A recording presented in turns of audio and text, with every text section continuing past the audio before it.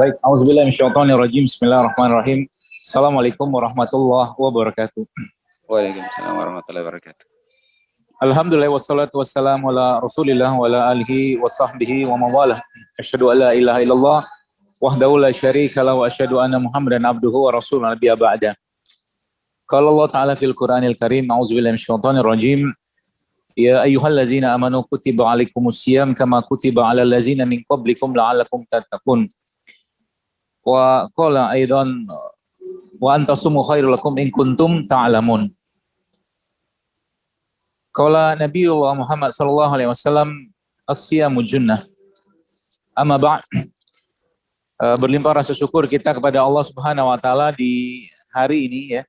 Hari Rabu ini, di hari-hari di mana semua kebaikan kita itu dilipat gandakan pahalanya oleh Allah Subhanahu wa taala, yang bahkan tasbihnya, tahmid, tahlil, takbir kita ataupun zikir kita itu nilainya beda dengan bulan-bulan yang lain. Maka kita bersyukur pada Allah Subhanahu wa taala atas nikmat di mana Allah mentakdirkan kita bisa berada di bulan Ramadan ini, bulan Quran, bulan penyucian jiwa, bulan penyucian hati, bulan penyucian dosa yang sudah Allah berikan perintah puasa ini kepada umat-umat sebelum kita. Kepada Nabi Muhammad SAW juga kita mengucapkan salawat dan salam kita terbaik. Allahumma sholli wa sallim wa barik alaih. Dan semoga kita dimudahkan Allah Azza wa Jalla untuk bisa meneruskan apa yang sudah diperjuangkan oleh Rasulullah Shallallahu Alaihi Wasallam. Baik, Bapak Ibu sekalian jamaah yang saya hormati, jazakumullah khair atas undangan dari teman-teman Rohis Rumah Sakit Jantung Harapan Kita di Jakarta.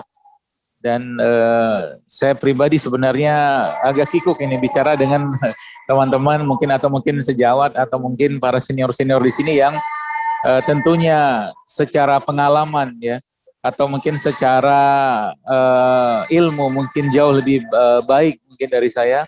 Namun qadarullah Allah takdirkan saya untuk bicara di sini, dan mudah-mudahan apa yang akan saya sampaikan ini pun bisa bermanfaat dalam rangka meningkatkan iman kita dan juga meningkatkan kesehatan tubuh kita ini. Baik, Bapak Ibu sekalian yang saya hormati, bicara tentang puasa, maka ada satu hal yang menarik yang sebenarnya Allah memberikan isyarat itu kepada kita semua dalam ayat yang sering kita baca di surat Al-Baqarah ya, yaitu ya ayyuhallazina amanu kutiba alaikumusiyam. Situ ada kata-kata yang Allah sebutkan atau Allah berikan kepada kita semua di situ, yaitu ya ayyuhallazina amanu kutiba alaikumusiyam kama kutiba alal ladzina min qablikum. Jadi kata-kata min qablikum ini sebenarnya menarik ya buat kita kaji ya. Min qablikum maksudnya sebelum kalian gitu kan. Jadi ternyata manusia itu ya atau umat-umat sebelum umat Rasulullah SAW ini ya, kita ini sebenarnya sudah ada perintah puasanya ya. Bentuk-bentuk puasa itu memang setiap umat di zaman-zaman Rasul atau Nabi tersebut itu beda-beda ya. Tapi perintah puasa itu sudah sama. Ini yang bagi saya sebuah hal yang menarik. Karena memang pada dasarnya tubuh kita itu dari zaman Nabi Adam itu sama sebenarnya. Cuman kita beda di casing saja ya. Casing itu maksudnya tubuh Nabi Adam, kita tahu bahwa Nabiullah Adam alaihissalam itu tingginya sekitar 60 hasta atau sekitar 27 meter. Tapi saya sangat yakin ya bahwa isi dari tubuh Nabi Adam itu sama dengan kita sekarang gitu kan. Sehingga syariat-syariat yang berkaitan dengan pembersihan hati, pembersihan jiwa itu sejak zaman Nabi Adam itu ya atau nabi-nabi yang lain itu sudah ada ya. Nah, inilah yang mungkin jadi pentadaburan kita semua Bapak Ibu sekalian. Maka sebenarnya kajian-kajian tentang ibadah khususnya berkaitan dengan puasa itu harusnya berkaitan atau kita mulai dari sebuah kalimat atau kata dari Allah dalam surat Al-Baqarah tadi, yaitu ya yang mana Allah berfirman di situ antasumu khairul lakum in kuntum ta'lamun. Jadi di situ Allah seperti memberikan pemahaman kepada kita, dan puasa itu lebih baik bagimu jika engkau mengetahuinya. Jadi seakan-akan kalau kau tahu sebenarnya kau akan lebih senang berpuasa daripada makan gitu loh. Terlalu seperti itu. Dan itulah ternyata yang dibuktikan atau mungkin dipraktekkan atau mungkin dicontohkan oleh Nabiullah Muhammad SAW. Kita tahu Nabi Muhammad ya ketika Rasulullah SAW ya selama hidupnya kita tahu beliau tidak pernah kenyang ya. Kalaupun beliau memberikan ajaran atau mungkin pemahaman kepada kita untuk makan, maka ada satu hal yang menarik di situ yang Nabi katakan ya, kalau makan juga kalau kalian makan juga maka sepertiga perut kita itu dibagi tiga, atau perut kita itu dibagi sepertiga. Ya, sepertiga pertama untuk makan, sepertiga yang kedua untuk minum, dan sepertiga yang ketiga untuk udara. Jadi umat Islam itu sebenarnya tidak diarahkan untuk makan kenyang. Jadi dari kesimpulan ini sebenarnya kalau boleh saya ambil sebuah katakanlah kesimpulan awal, ya sebenarnya penyakit-penyakit degeneratif yang terjadi pada saat ini, dan mungkin teman-teman yang berada di rumah sakit juga itu tahu bahwa penyakit yang ada saat ini khusus berkaitan dengan penyakit degeneratif ya, stres oksidatif apa segala macam, itu salah satu biang keroknya adalah berlebihannya orang-orang tersebut ya yang terkena penyakit tersebut dalam urusan makanan. Ya, artinya apa? Sebenarnya berbagai macam penyakit-penyakit dalam agama atau mungkin dalam keseharian kita ini bisa kita atasi dengan metode puasa ini. Jadi metode puasa ini kalau boleh saya katakan dia seperti metode penyucian jiwa ya, metode penyucian jiwa, dan juga hati kita ya termasuk ruh kita juga metode penyucian raga itu sendiri ya. Maka Nabi memberikan isyaratnya kepada kita semua Bapak Ibu sekalian. Isyaratnya apa? Ya kalau puasa yang benar gitu kan. Kenapa puasa benar? Karena Nabi mengatakan ada orang yang puasa yang didapat cuma lapar dahaga saja. Kenapa? Maksiat masih jalan, dusta masih jalan, dia mengerjakan hal yang tidak bermanfaat pun masih jalan. Itu fakta tersebut kita dapatkan sekarang ya. Jadi banyak orang akhirnya dia cuma dapat manfaat mungkin secara fisik, tapi pembersihan hati ya, jiwanya, ruhnya itu nggak dapat ya. Inilah yang mungkin kita sesalkan, dan kita berlindung kepada Allah dari hal-hal seperti itu ya. Dan karena apa? Karena salah satu tanda keimanan seseorang gitu adalah dia meninggalkan hal yang tidak bermanfaat ya. Dan Ibnu Qayyim rahimahullah salah satu ulama besar ya dalam Islam ya, yang banyak membahas tentang kesehatan dan masalah hati, termasuk dalam kitab Zadul Ma'ad ya, beliau rahimahullah itu mengatakan dua hal yang menyebabkan lemahnya iman adalah banyak makan dan banyak bicara yang tidak bermanfaat. Dan itulah yang kita diperintahkan oleh Rasulullah SAW untuk kita, atau diperintahkan Allah untuk kita lakukan itu, untuk tidak banyak makan dan tidak banyak bicara di bulan ini. Karena ketika ada orang bahkan mengajak berdebat pada kita kata ini soimun ya, saya berpuasa gitu kan, saya berpuasa. Dan metode puasa ini Bapak Ibu sekalian yang juga dipraktekkan tentunya oleh Rasulullah SAW. Ya, kita tahu Nabi Muhammad ketika beliau SAW meninggal dunia atau beliau wafat ya SAW, kita tahu bahwa ubannya Nabi itu dalam beberapa kitab disebutkan, termasuk kitab Syamil Muhammadiyah, bahwa uban Nabi itu waktu wafat itu cuma 11 gitu kan. Ini kan berarti proses antioksidan ya, atau mungkin oksidasi yang terjadi pada tubuh Nabi SAW itu kan minimal sekali gitu kan. Ya karena kita tahu bahwa Rasulullah dijaga oleh Allah tentunya, yang pertama secara jiwa beliau ya, secara hati beliau, dan tentunya secara raga pun beliau menjaga, ini itu dibimbing oleh wahyu ya. Nah inilah kita mestinya kita cermati bahwa sebenarnya solusi dari berbagai macam penyakit degeneratif yang ada pada umat Islam khususnya saat ini sebenarnya puasa ini ya. Kita tahu bahwa proses autofagi katakanlah ya, di mana tubuh kita melakukan proses pemakanan sel-sel yang rusak itu yang dikerjakan oleh sel-sel yang baik, katakanlah seperti itu hanya bisa didapatkan atau hanya bisa dikerjakan oleh atau mungkin dalam keadaan tubuh seseorang itu berpuasa. Nah, inilah yang sebenarnya Bapak Ibu sekalian harusnya kita dakwahkan ya.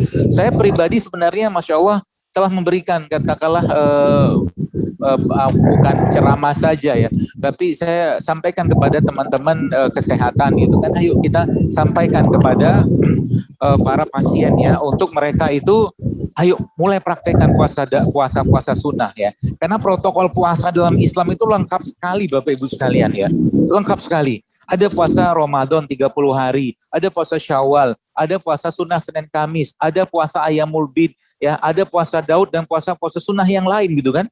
Jadi kalau dalam sebulan kita hitung saja proses detoksifikasi yang terjadi pada tubuh seorang mukmin itu, ya. Kenapa saya katakan mukmin? Sebab memang butuh keimanan untuk melakukan ini. Ya, kalau muslim dia ya percaya ya atau percaya dengan rukun Islam, tapi kalau mukmin naik ke rukun iman ya.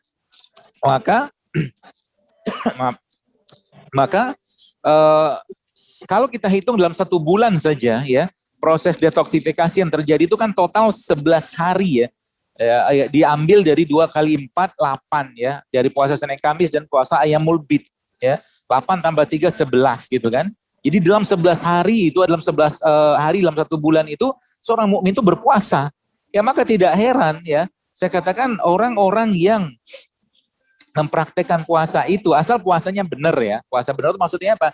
Ya, salah satu yang kita harusnya perhatikan ya, di samping perintah itu sendiri adalah bagaimana karakter Rasulullah di waktu Ramadan seperti ini ya. Nanti kita akan belajar dulu sebentar lagi, insya Allah saya akan jelaskan supaya nanti kita bisa ambil faedahnya di situ sekalian ya.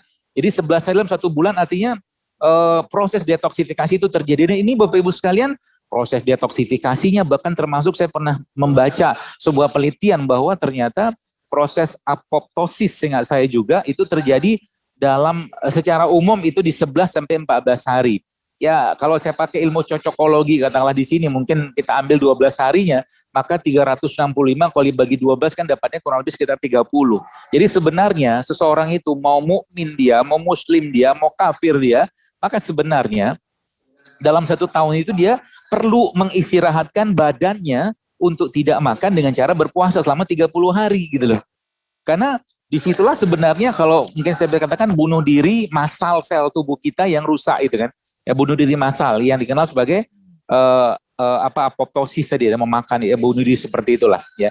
Jadi itu yang saya pahami bahwa sebenarnya syariat-syariat dalam agama kita yang mulia ini pada dasarnya menyehatkan ya. Cuman ada cumannya ya, ada nafsu kita di situ ya.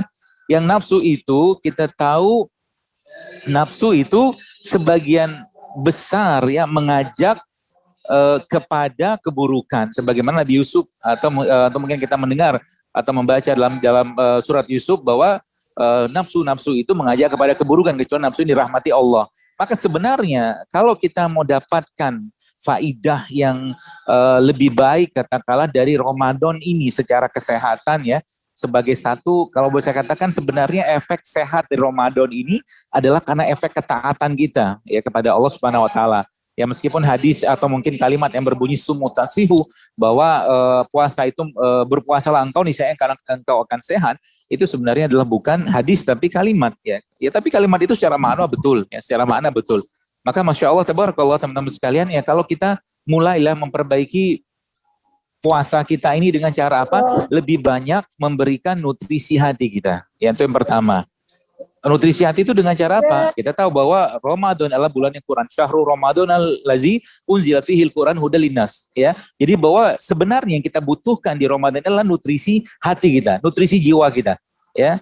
Nutrisi iman kita berupa Al-Qur'an, ya. Maka pembahasan yang berkaitan dengan makan apa sahur, makan apa berbuka ya, secara seseorang itu ingin katakanlah mendapatkan makanan yang berbagai macam makanan di Ramadan seperti ini, makanya harusnya kita kurangi itu semua. Ya, artinya Pak, sederhanakan makanan di waktu Ramadan kalau mau ya mendapatkan efek dari keberkahan Ramadan tersebut ya. Nah, disitulah sebenarnya Rasulullah mengajarkan kepada kita semua. Dalam Islam atau dalam keseharian ya, kita melihat bahwa banyak makanan-makanan yang ada dalam bumi atau di atas buminya Allah ini. Ya mungkin ada labu, ya ada delima, ada katakanlah buah gitu ya. Jadi berbagai macam makanan-makanan yang ada ini tidak dipilih Nabi kecuali kurma ketika beliau berbuka. Ya, ini yang menarik Bapak Ibu sekalian ya. Kenapa menarik? Karena Allah tidak perintahkan. Katanya kita tahu wa ma yantiqu anil hawa in huwa illa wahyu yuha. Nabi itu kan melakukan sesuatu itu pastinya tentunya berdasarkan wahyu dan petunjuk dari Allah Azza wa Jalla.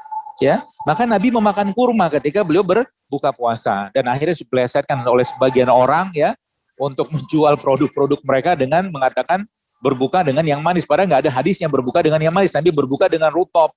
Kalau tidak ada rutab, Nabi berbuka dengan tamar atau kurma kering. Kalau tidak ada, Nabi berbuka dengan air putih. Ya, seperti itu. Ya, maka subhanallah Bapak sekalian ya, ada apa dengan kurma? Ya, dan ternyata salah satu makanan terbaik untuk pencernaan kita yang dikenal sebagai short chain fatty acid atau mungkin singkatannya SCFA itu yang merupakan makanan bakteri yang paling baik dalam perut kita itu adalah kurma, ya, terutama kurma-kurma yang basah. Ya, jadi masya Allah, di situ pelajaran besar di situ. Jadi sebenarnya yang ingin Allah ajarkan, atau saya mencoba katakanlah mengambil kesimpulan dari apa pesan Nabi dari kurma tadi. Ya, pertama, berilah makanan yang terbaik untuk bakteri tersebut, ya, yaitu salah satunya adalah kurma. Ya, jadi Nabi tidak diperintahkan makan delima, tidak diperintahkan makan daging kambing atau abas soda atau madu. Tapi Rasulullah SAW pasti diwahyukan oleh Allah untuk mengkonsumsi kurma tadi. Jadi itulah harusnya kita contoh dengan makanan terbaik. Nutrisi yang kita dapatkan dalam tubuh kita ini dari nutrisi hati yang berupa Quran itu nutrisi terbaik. Maka nutrisi yang terbaik untuk raga juga salah satu adalah kurma, ya. Dia merupakan makanan terbaik untuk bakteri-bakteri tadi. Itu yang pertama. Lalu apa sebenarnya isi dari kurma? Ya, kita tahu kurma mengandung banyak sekali asam amino di situ, ya. Maka pesan pentingnya konsumsilah asam amino ya di waktu Ramadan ini sesering dan sebanyak mungkin yang kita bisa konsumsi secara tidak berlebihan tentunya. Dari mana sumber asam amino? Banyak sekali ya. Kita tahu bahwa kurma juga mengandung asam amino, madu juga asam amino, produk perlebahan juga mengandung asam amino. Kenapa? Asam amino adalah pembangun ya sel-sel tubuh kita ya. Itu salah satu rahasia yang kita bisa dapatkan di situ dari kurma yang diajarkan Nabi kita Muhammad Sallallahu Alaihi Wasallam. Ya, nah, lalu selanjutnya Bapak Ibu sekalian kita tahu bahwa kurma juga mengandung salah satu buah yang sangat tinggi gula atau ya gula buahnya ya. Maka subhanallah ya, sebenarnya kita bisa alihkan ini kalau saat ini tidak dapat kurma ya dengan cara apa? Ya konsumsilah glukosa kompleks atau gula-gula kompleks yang ada pada buah-buahan, mungkin pada air tebu juga ada ya, atau buah-buahan seperti anggur ya, semangka dan buah-buahan secara umum ya. Jadi kita betul-betul bisa mendapatkan keberkahan dari Ramadan tersebut kalau prasyarat untuk tubuh itu pun kita penuhin dari pelajaran kurma tadi. Ini yang saya perhatikan. Jadi kurma juga mengandung vitamin dan mineral yang sangat-sangat berlimpah di situ. Ya, ada kalium ya, merupakan salah satu mineral alkali yang sangat baik untuk memberikan atau menjadi mood booster bagi seseorang. Itu salah satunya. Kalsium juga sama, kemudian magnesium dan termasuk juga besi juga di situ ada. Jadi pesan-pesan yang Nabi ingin tunjukkan kepada kita itu adalah di Ramadan ini ya, makanlah real food gitu kan. Jadi makan makanan yang benar gitu kan. Ya, jangan lagi kita mengutamakan hawa nafsu gitu kan. Ketika dia beli air kelapa, kita tahu air kelapa isinya apa? Asam amino juga. Tapi karena ada nafsu di situ, air kelapa ditambahkan dengan sirup gitu kan. Air kelapa ditambahkan dengan gula pasir gitu. Ketika dia bikin katakanlah es campur sama juga semua, ya. Jadi akhirnya makanan yang dimakan tubuh itu justru malah bukan menguatkan tubuh tapi malah melemahkan tubuh. Proses autofagi, proses apoptosis yang terjadi sekian jam selama 14 jam itu, ya. Itu akhirnya jadi kayak tidak optimal Bapak Ibu sekalian ya. Maka pelajaran pentingnya ya tadi adalah bagaimana kita betul-betul bisa menjadikan puasa ini sebagai bentuk detoksifikasi hati kita, ruh kita, jiwa kita. Itu yang pertama. Dan yang kedua bentuk detoksifikasi raga kita yang kita tahu 11 bulan ya sebagian besar ya kita ini ya puasa mungkin tidak terlalu sering, makan buah jarang, makan sayur jarang, minum air putih jarang ya, minum katakanlah rempah rimpang ya, yang sering saya sampaikan itu juga jarang gitu kan. Akhirnya yang terjadi apa? Yang terjadi tubuhnya kalang kabut gitu kan. Maka tidak heran ya ketika saya membaca sebuah buku judulnya The Longevity Solution, yang buku itu sekarang ada di Indonesia, judulnya Panduan Hidup Sehat Berpuasa. Di situ subhanallah, buku ini dikarang oleh dua dokter di Kanada, dokter James Dinick ya. Ya, James Dinick sama Jason Fung itu subhanallah ya. Dokter-dokter tersebut ternyata Masya Allah ya. Nah, ini apa mau cari bukunya kah? Ya, jadi dokter-dokter tersebut ternyata mempelajari bahwa memang metode pembersihan ya, pembersihan dalam diri kita ini salah satu dengan puasa itu.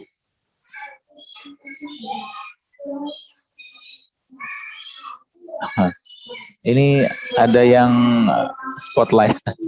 Ya, jadi itu salah satunya. Jadi mereka bahkan mengobati Bapak Ibu sekalian pasien-pasien yang sudah terkena diabetes sekian tahun dengan metode puasa yang mereka ajarkan di sana. Dan saya katakan ya Allah, kalau seandainya ya kita mulai ya katakanlah menggunakan pola-pola puasa ini Bapak Ibu sekalian, teman-teman sekalian, untuk apa ya? Untuk pengobatan terutama dengan pengobatan penyakit-penyakit degeneratif.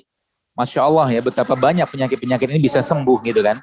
Ya, saya pernah mendapatkan ya bapak-bapak gitu kan yang dia ya ini mungkin ya testimoni lah ya, mungkin semacam apa tuh namanya pengalaman ya dari salah satu pasien dan teman saya juga yang dia saat itu memang sudah dinyatakan ya untuk pasang ring, saya nggak saya waktu dia cerita ke saya gitu. Dan akhirnya dia pelajarin gitu kan, tidak semua orang juga berani untuk operasi, tidak semua orang juga mau menempuh jalan katakanlah pengobatan yang biasa dikerjakan di dunia modern saat ini. Ada juga orang yang ya takut dan akhirnya mereka menemukan jalan lain gitu kan. Dan salah satunya yang saya ceritakan ini, subhanallah Bapak Ibu sekalian ya, akhirnya yang pertama beliau kerjakan adalah beliau memperbaiki hubungannya dengan Allah Subhanahu wa taala. Jadi Al-Qur'an itu betul-betul dilahap tiap hari ya dengan lebih banyak lagi ya. Tilawahnya ya, bahkan dia bisa khatamkan lebih banyak lagi. Itu salah satunya. Yang kedua, dia perbaiki pola makan, dipelajari bahwa ternyata ya kita bicara misalkan plak-plak pada jantung gitu ya, atau mungkin pengentalan pembuluh darah tersebut ya, itu ternyata bisa diatasi salah satunya dengan cara ya berpuasa tadi. Itu yang pertama. Lalu kedua, dia mulai mengkonsumsi makanan-makanan ya sebulan mungkin makanan alami atau real food ya, makanan-makanan yang tidak banyak olahan ya, dia mulai mengurangi tepung, dia mulai mengurangi minyak goreng seterusnya gitu kan, yang sebenarnya ini kan sudah masuk dalam protokol kesehatan yang ada gitu kan ya, yang disebut dengan lifestyle changing setahu saya gitu kan. Tapi kan untuk meyakinkan ini kadang-kadang ya butuh orang tuh sakit dulu gitu kan ya. Maka Masya Allah beruntungnya orang-orang yang kenal dengan katakanlah ilmu tentang bagaimana menjadikan makanan tersebut sebagai obat ya, yang itu merupakan kalimat dari Hippocrates atau Hippocrates yang katakan let the food be your medicine and medicine as your food. Jadi yang kita makan itu memiliki efek, itu kan efek secara kesehatan, bukan cuma sekedar makan untuk menyenangkan lidah saja ya. Dan inilah mungkin yang harus atau mungkin kita perlu sampaikan kepada banyak orang. Ayo, 11 bulan sudah cukuplah kita mengkonsumsi berbagai macam makanan ya, dan juga minuman-minuman yang lebih banyak menyenangkan lidah kita tapi menyusahkan tubuh kita untuk diolah ya. Udah gitu Ramadan kayak begini ya, dengan nafsu yang ada itu juga tidak ada perubahan gitu. Itu mau kapan berubah ya? Itu yang sudah Nabi berikan ya peringatannya. Mungkin ini tidak secara umum bicara tentang kesehatan, tapi Nabi katakan celakalah orang yang ditinggalkan Ramadan tapi dia tidak diampuni ya. Artinya apa? Dia tidak mengambil ibroh dari Ramadan tersebut ya. Dia tidak mengambil pelajaran di Ramadan tersebut sehingga apa? Iman nggak meningkat, raga tak ada perubahan secara kesehatan ya. Bahkan justru malah jadi puasanya jadi beban gitu kan. Padahal kita tahu ya bahwa kebahagiaan orang yang berpuasa itu kan ada dua ketika dia berbuka. Kadang-kadang saya bilang kok bisa kebahagiaan ya gitu kan. Mungkin salah satunya adalah karena orang-orang yang berpuasa itu makan kurma ya. Jadi makan kurma, kita tahu tadi kurma merupakan salah satu sayur ya atau buah-buahan yang merupakan buah yang tinggi dengan mineral alkalinya gitu kan, magnesium, kalium, kalsium gitu kan, seperti itu. Sehingga orang yang makan itu tuh akhirnya jadi moodnya itu berubah gitu kan. Ya subhanallah ya. Air juga sama, dan Nabi ajarkan itu wajalna minal ma'i kullasyai'in hayy, kata Allah, dan dari air kami jadikan segala sesuatu yang hidup. Jadi jiwa kita itu ya ibarat kata tubuh kita tuh jadi berenergi lagi dengan air tadi. Masalahnya sekarang ya banyak orang tidak bisa mengendalikan hawa nafsunya. Ini masalahnya dulu sekarang. Maka sering saya sampaikan, ayo kita paksain dok diri kita yuk. Ya, paksain jangan sampai 1 bulan atau 30 hari ini nggak jauh beda yang dimakan dengan 11 bulan yang lain gitu loh. Sayang banget Bapak Ibu sekalian ya. Dan protokol tentang itu tuh sebenarnya dalam Islam bahkan diajarkan Nabi sudah ada gitu kan. Ya, tubuh kita itu tubuh kita tuh memerlukan nutrisi alami gitu kan. Ya, ini belum cerita lagi bahan-bahan kimia dari pestisida segala macam yang kemarin saya sempat ke kebun ya. Itu subhanallah Bapak sekalian ya. Itu bahkan salah satu petani di sana tuh dia pernah terhirup pestisida tersebut, dia bilang kayak orang gila dok, dia bilang. Ya, jadi perasaan jiwa dia tuh udah nggak bener gitu kan, kayak orang gila jadi bengong-bengong gitu loh. Ya ini belum cerita itu, jadi masalah kita ini terlalu besar dan luas, tapi apa yang harus kita kerjakan ya? Ku anfusakum wa ahlikum naro. Selamatkan diri kita dan keluarga dulu ya. Supaya apa? Supaya kita bisa sampaikan kepada orang lain gitu kan. Jadi kayak Ramadan kayak begini, sering saya sampaikan, cobalah mulai paksakan diri katakanlah untuk tidak makan tepung yang digoreng, misalkan gitu kan.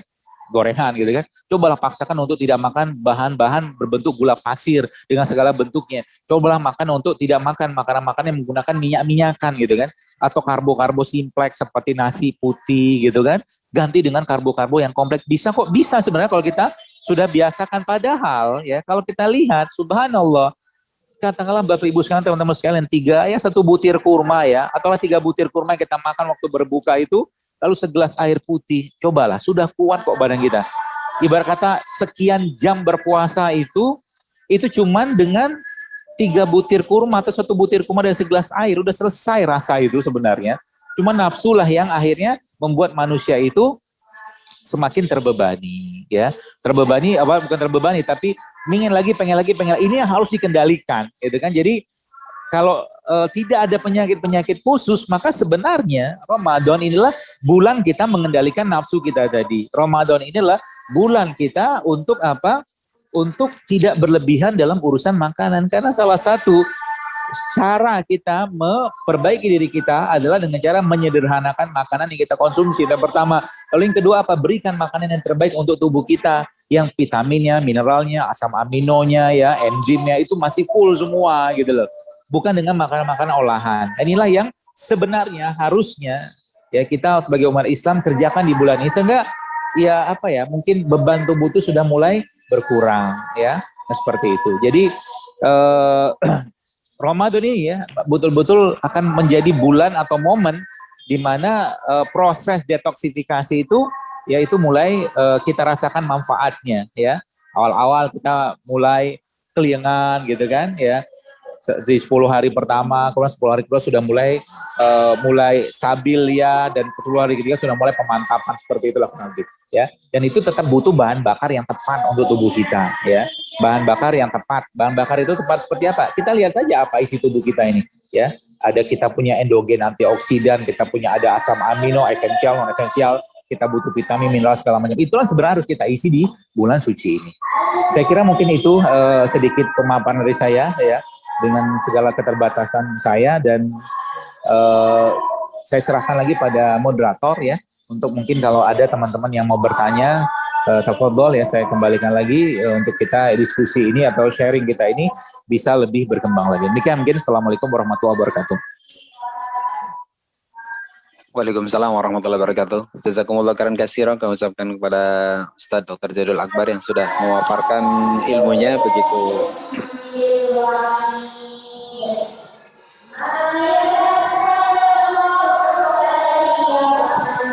Baik, kepada sahabat Rohis, barangkali ada yang bertanya, silahkan kepada Pak Muhammad Ibrahim Musa yang ingin bertanya secara langsung.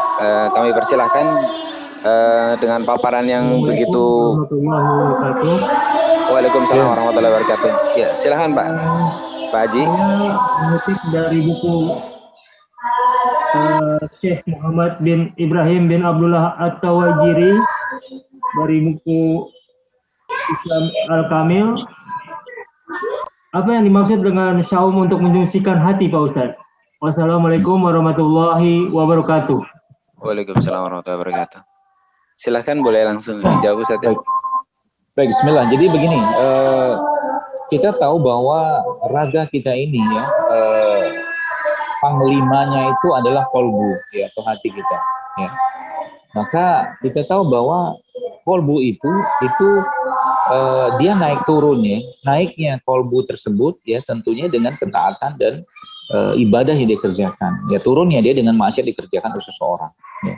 Maka kita tahu di Ramadan atau di puasa sebenarnya kalau kita bicara hati itu ya secara organ yang sebelum mungkin abstrak gitu ya. Maka makanan hati itu justru malah tidak makan ya. Ya, jadi makanan hati itu malah justru tidak makan. Kenapa? Karena sudah jelaskan tadi bahwa salah satu indikator sehatnya iman seseorang atau sehatnya hati seseorang itu adalah tidak banyak makan.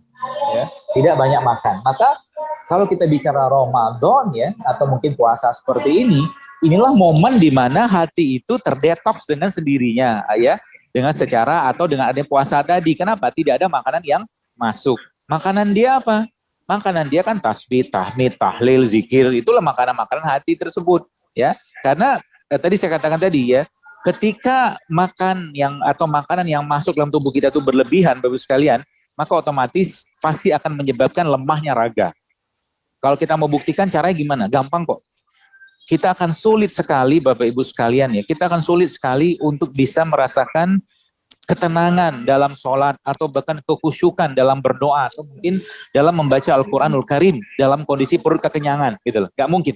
Akan sulit air mata itu mengalir. Tapi malah justru ketika kita berpuasa atau kita mulai mengurangi makan ya, menyederhanakan makanan, itu air mata tuh gampang sekali menangis. Dan bahkan saya temukan pada teman-teman katakan jamaah-jamaah saya yang mereka mulai kembali ke makanan-makanan yang tinggi antioksidan ya, sayur, buah segala macam, itu ternyata dia katakan, "Dok, kenapa saya merasakan hati saya itu jadi lembut sekarang," gitu kan? Ya, karena memang makanan yang kita konsumsi itu ya secara langsung dia akan tidak langsung ya atau langsung juga itu akan menyebabkan mood kita itu akan membaik atau menurun tergantung apa yang dimakan. Maka ada istilah good food is good mood. Ya. Maka kembali ke konsep hati tadi ya, maka dalam kitab tersebut ya, memang dari dulu bahwa para ulama-ulama yang ingin menjaga hati mereka, ingin menjaga iman mereka, salah satu yang mereka lakukan adalah dengan cara memperbanyak puasa di siang hari dan mereka melakukan sholat malam di malam hari, dan itulah yang kita kerjakan. Jadi seakan-akan dengan puasa Ramadan seperti ini Bapak Ibu sekalian ya, Allah ingin membuat kita itu sibuk dengan ibadah. Karena kalaulah kita malam makan ya, berapa jam sih kita bisa makan sebanyak apalah gitu loh. Maka sering saya sampaikan bahwa puasa Ramadan seperti ini adalah bentuk intermittent fasting yang paling baik kalau kata kita pakai kalimat itu. Kenapa? Karena fasting state-nya kita itu ya, fasting state atau lama waktu kita berpuasa itu kan lebih lama daripada feeding state-nya kita ya. Fasting state kita selama Ramadan seperti ini kan kadang-kadang kalau saya hitung tuh paling cuma 1 jam atau 1,5 jam, sisanya kan berpuasa ya. Nah makanya itu bisa katakan tadi, jadi dia seperti nutrisi buat hati dengan cara atau mungkin penyucian hati tersebut ya dengan cara tidak banyak makanan masuk, dan yang makanan yang dimakan pun akhirnya makanan-makanan yang betul-betul dia butuhkan ya. Maka inilah harusnya kita kerjakan di bulan Ramadan seperti ini. Wallahu ta'ala alam. Baik, cukup jelas ya Pak Haji.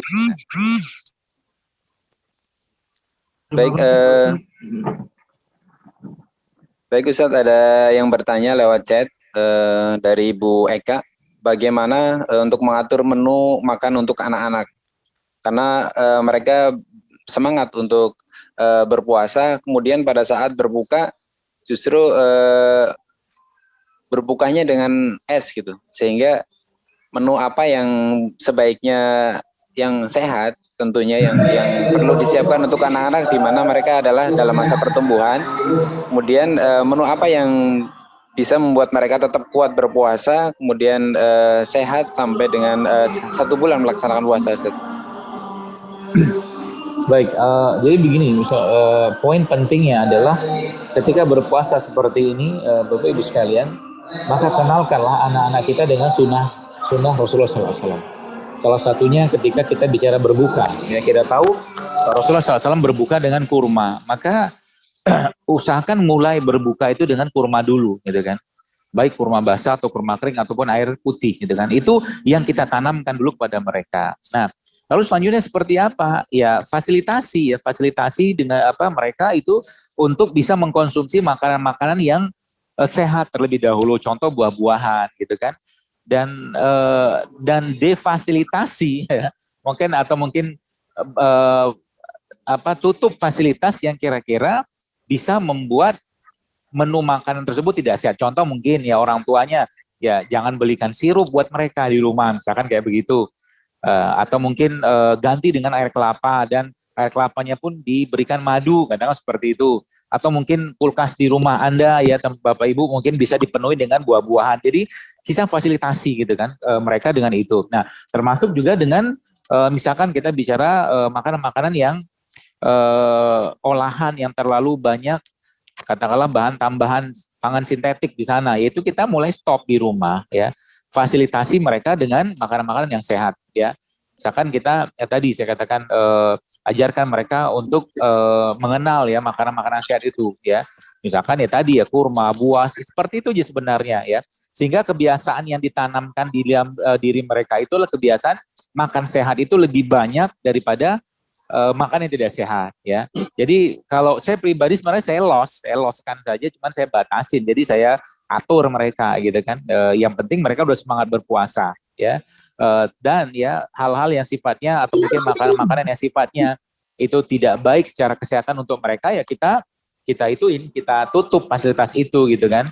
Ya apa tuh namanya dengan cara tidak dibelikan ya. Atau mungkin disampaikan kepada mereka dengan edukasi-edukasi, insya Allah bisa kok ya. Termasuk juga di rumah, misalkan kalau masih makan nasi, gitu, dokter masih makan nasi atau saya masih makan nasi, masih. Tapi saya di rumah punya beras yang masih tinggi seratnya gitu kan. Jadi dia secara indeks glikemik pun tidak terlalu tinggi seperti beras-beras biasa. Jadi hal-hal seperti itu yang saya coba siapkan sebagai orang tua gitu kan. Ini bisa Bapak Ibu juga bisa lakukan ya, mungkin insya Allah jauh lebih baik ya seperti itu. Jadi nggak usah khawatir juga ya, tapi tadi edukasi atau mungkin sampaikan kepada mereka tentang makanan-makanan yang tidak sehat ya, atau mungkin ketika Ramadan seperti ini ya, larang mereka untuk mengkonsumsi fast food ya, seperti itulah, seperti itu. Allah alam. Baik, silakan, masih ada waktu 15 menit kepada Bapak dan Ibu yang ingin bertanya.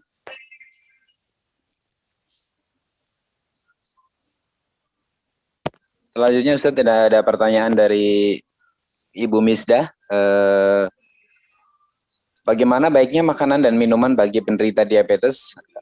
Karena biasanya makanan dan minuman yang didahulukan mengingat dalam keadaan berpuasa gula darah kita turun. Agar tidak melonjak tinggi pada saat kita berbuka puasa, sebaiknya makanan dan minuman apa yang dianjurkan Ustaz? Apakah boleh langsung minum teh manis misalnya? Ya, baik.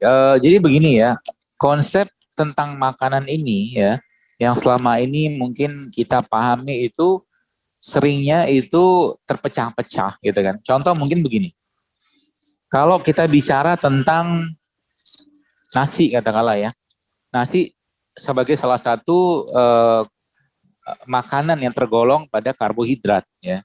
Nah, cuman masalahnya adalah ketika kita bicara nasi yang atau beras yang sudah mengalami katakanlah apa tuh namanya itu pemurnian gitu kan, refinasi gitu kan.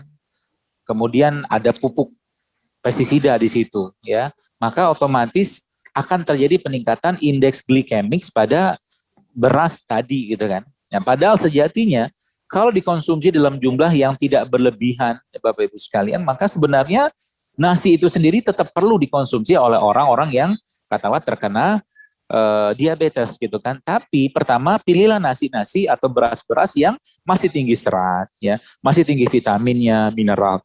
Ya mungkin beras organik atau beras coklat. Salah satu yang sangat saya sarankan itu beras coklat gitu kan. Tetap konsumsi itu. Nah, ketika yang dimakan itu ya whole food dan kompleks kompon, ini kata kunci di situ sebenarnya ya, makanan seutuhnya ya, dan dia mengandung senyawa kompleks, maka sebenarnya tidak akan ada banyak masalah dengan catatan tidak berlebihan, itu saja ya.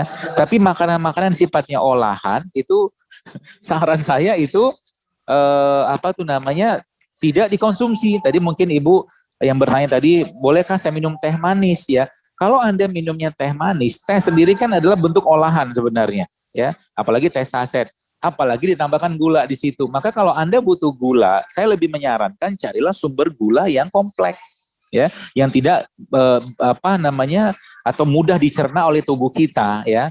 Misalkan saya pernah sampaikan itu, ya, air tajin gitu kan. Apa beda air tajin sama makan nasi? Oh, beda, ya. Kalau kita bicara air tajin, Bapak Ibu sekalian, maka air tajin itu dia sudah amilum itu sudah kita langsung bisa dapatkan sehingga dia masuk ke badan tuh nggak perlu banyak tubuh tuh kerja keras gitu kan. Maka sering saya sampaikan ya, kayak air tajin atau mungkin kayak apa tuh namanya ya air tajin atau air singkong itu tuh salah satu yang saya sangat sarankan dikonsumsi untuk orang-orang yang terkena masalah dispepsia, termasuk juga orang-orang yang terkena masalah diabetes seperti dengan jumlah tidak berlebihan ya. Jadi intinya adalah kompleks kompon. Jadi yang dimakan tuh makanan utuh, makanan yang masih mengandung senyawa-senyawa yang harusnya ada di situ ya. Tadi misalkan kalau kita bicara tentang beras tadi gitu kan. Jadi berarti kalau saya mau minum apa tuh namanya air manis, saya bisa dapatkan dari apa? Banyak ya. Banyak ya. Contohnya apa? Air kelapa kan manis juga tuh. Tapi jangan berlebihan gitu loh. Air kelapa kan dia ada gulanya juga sebenarnya. Ya, seperti itu. Dan pertahankan ya katakanlah gula darah tadi dengan cara kita tetap mengkonsumsi makanan dengan tidak berlebihan.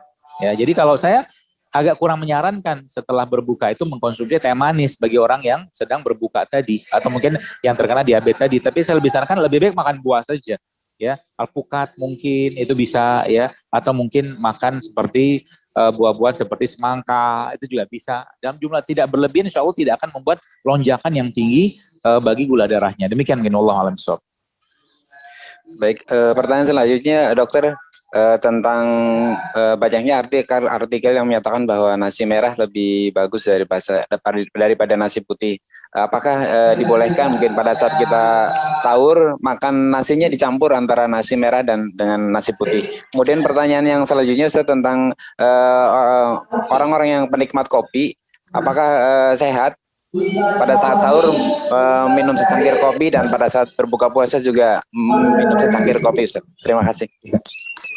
Baik, yang pertama tadi kalau mau dicampur beras merah sama beras putih, boleh nggak? Boleh, asal beras merah dan putihnya organik nggak masalah.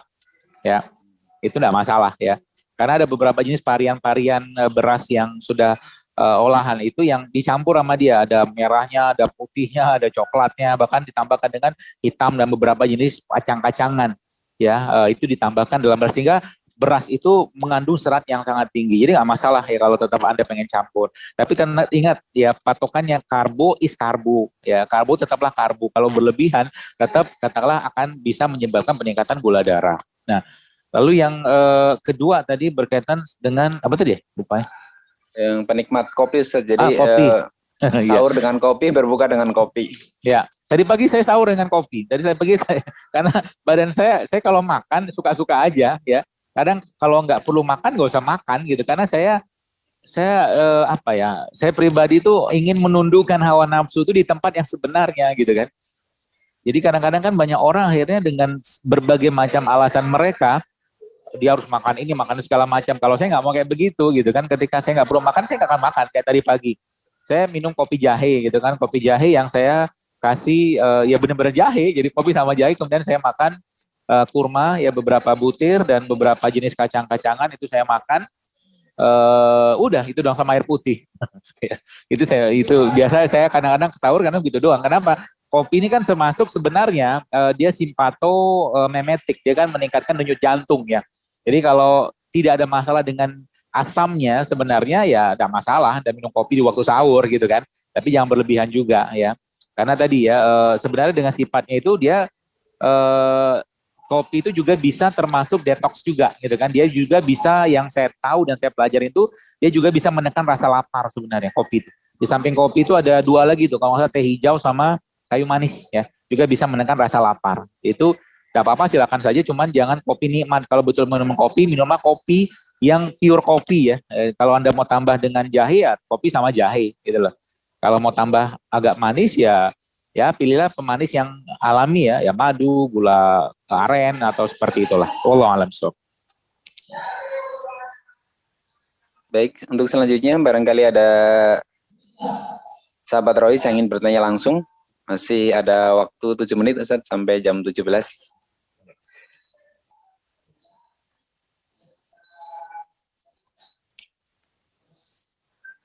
Sembari menunggu pertanyaan lewat chat maupun yang langsung, tadi sudah disampaikan oleh Dr. Zaidul Akbar bahwa puasa ini sangat bermanfaat buat kita. bisa mendetoksifikasi tubuh kita, dan dianjurkan juga bukan hanya puasa di bulan Ramadan saja, tapi berpuasalah di bulan-bulan yang lain, baik puasa sunnah Senin Kemis maupun puasa Ayyamul Bid. Ada pertanyaan selanjutnya, Ustaz. Bagaimana caranya agar kita bisa menjaga kondisi badan kita selama puasa, karena bukan hanya anak-anak saja, tapi orang dewasa pun pada saat berbuka puasa gelap mata. Jadi kesannya semua makanan dia sudah kumpulkan dari menjelang berbuka puasa.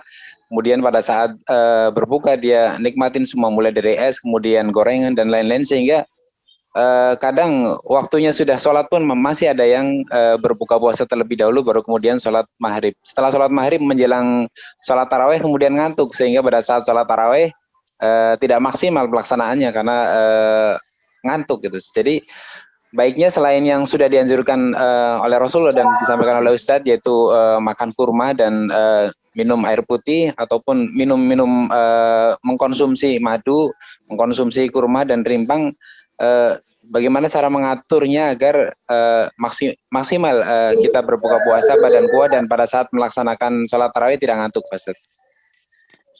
Baik, yang pertama adalah jangan beli makanan yang menggoda. Itu dulu yang pertama, yang paling utama itu.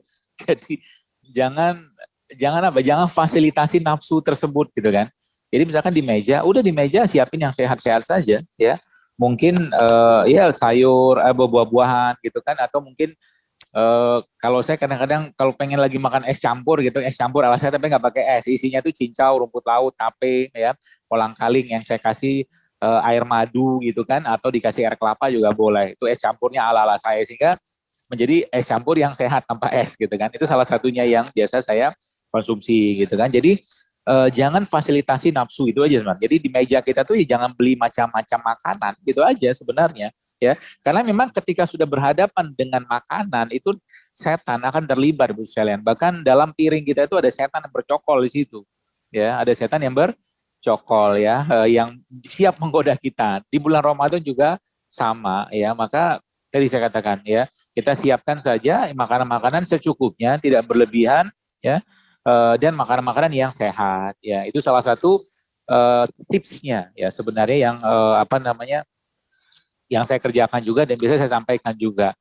Dan katakan pada nafsu kita, wahai nafsuku, sudah cukuplah engkau makan ya, sudah cukuplah 11 bulan engkau aku fasilitasi terus menerus ya. Sekarang saatnya engkau tunduk pada akal dan imanku, gitu loh. Seperti itulah gitu kan. Sehingga nanti kita tuh terkendali Bapak sekalian ya, terkondisikan. Nah, yang tidak kalah pentingnya adalah ketika berbuka itu, kalaupun tetap pengen makan dengan segala macam godaan yang ada, maka cobalah makan makanan yang tinggi antioksidan, tinggi serat, tinggi air gitu kan. Ya seperti mungkin makan semangka ya, atau minum air putih cukup banyak, atau air madu yang kalau mau pakai es silakan saja pakai es gitu kan. Sehingga nanti tubuh itu sudah berlimpah duluan ya dengan bahan-bahan yang tinggi antioksidan, salah satu dari buah-buahan tadi. Ya sehingga kita waktu tarawihnya ya nggak ngantuk lagi ya. Kalaulah tetap pengen makan, maka makannya nanti habis tarawih saja ya. Tapi tubuh sudah terasup dengan asupan-asupan yang terbaik yang berasal dari makanan atau minuman yang tinggi antioksidan. Demikian Allah alam.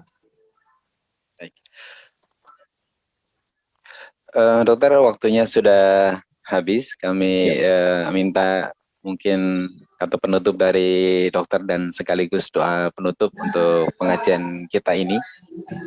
Kemudian sebelumnya ada satu pertanyaan Pak Ustaz. Jadi terkait dengan konsumsi garam, baiknya itu jenis garam dapur seperti apa? Ada yang menyatakan garam Himalaya lebih bagus daripada garam-garam dapur yang dijual di pasaran. Ya. Kemudian takarannya itu kira-kira berapa gitu, Ustaz?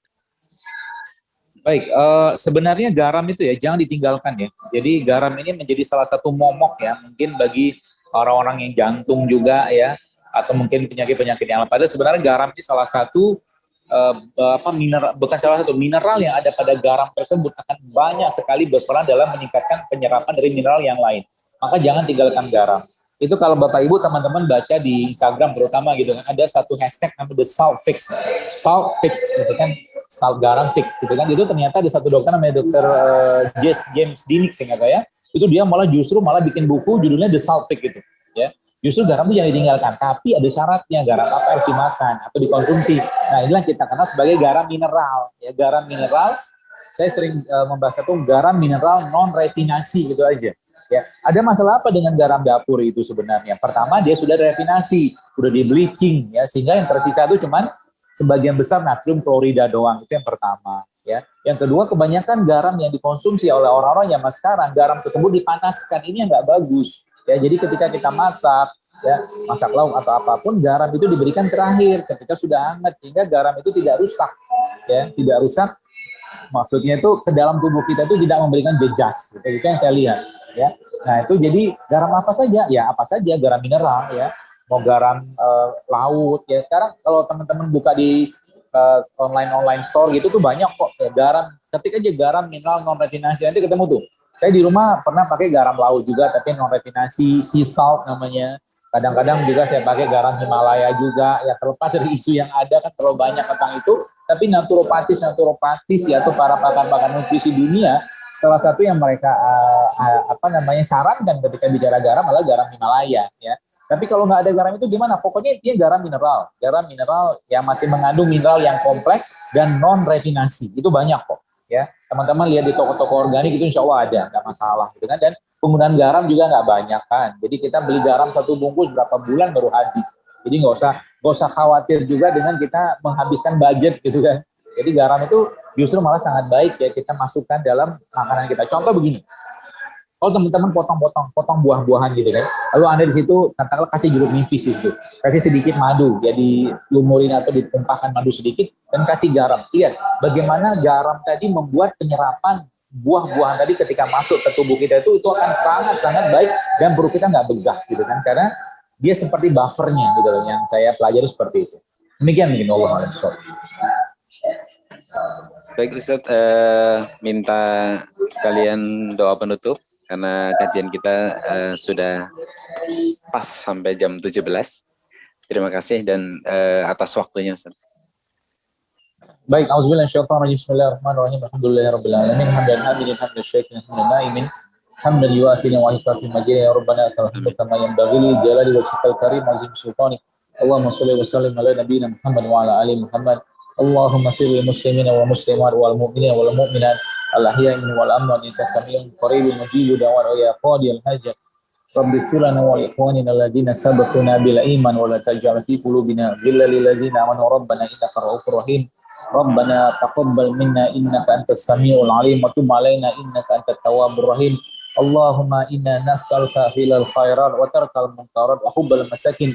Allahumma inna na'udzubika min jahdil bala wa darki syaqa wa su'il qada wa syamatatil a'da. Allahumma ya muqallibal qulubana tsabbit qulubana ala ta'atik. Allahumma ya musarrifal qulubana sarrif qulubana ala dinik. Allahumma rabbana la tuzigh qulubana ba'da idh hadaitana wa hab lana min ladunka rahmah innaka tawwab. Allahumma ya hayy ya qayyum ya zal jalali wal ikram.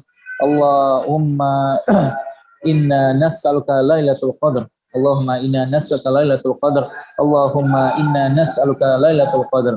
Allahumma inna nas'aluka husnul khatimah wa na'udzubika min su'il khatimah. Allahumma inna nas'aluka jannah wa na'udzubika minan nar. Allahumma inna nas'aluka jannah wa na'udzubika minan nar. Allahumma inna nas'aluka jannah wa na'udzubika minan nar. Allahumma rabbana taqabbal minna innaka antas samiul alim wa tub alaina innaka antat tawwabur rahim. Allahumma la tada' lana dhanban illa ghafarta wa la 'aiban illa satarta wa la hamman illa farajta wa la daynan illa qadaita wa la hajatan min hawaa'ij dunya wal akhirah illa qadaita ya arhamar rahim. Allahumma inna na'udzubika min 'ilmin la yanfa' min qalbi la yasha'u min da'watin la yustajabu laha. Rabbana atina min ladunka rahmatan wa hayyi lana min amrina rashada. Rabbana atina fid dunya hasanah wa fil akhirati hasanah wa qina azabannar. Wa sallallahu ala Muhammadin wa ala alihi wa sahbihi wa sallam. Alhamdulillahirabbil alamin. Subhanakallahumma bihamdika asyhadu an la ilaha illa anta astaghfiruka wa atubu ilaik.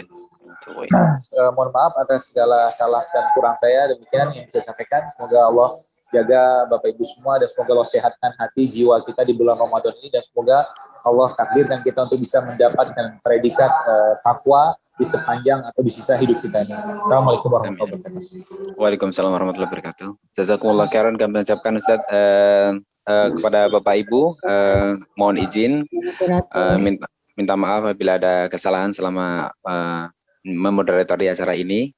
Kita tutup dengan doa kafaratul majelis. Subhanakallah wa bihamdika asyhadu an la ilaha illa anta astaghfiruka wa atubu ilaik. Assalamualaikum warahmatullahi wabarakatuh.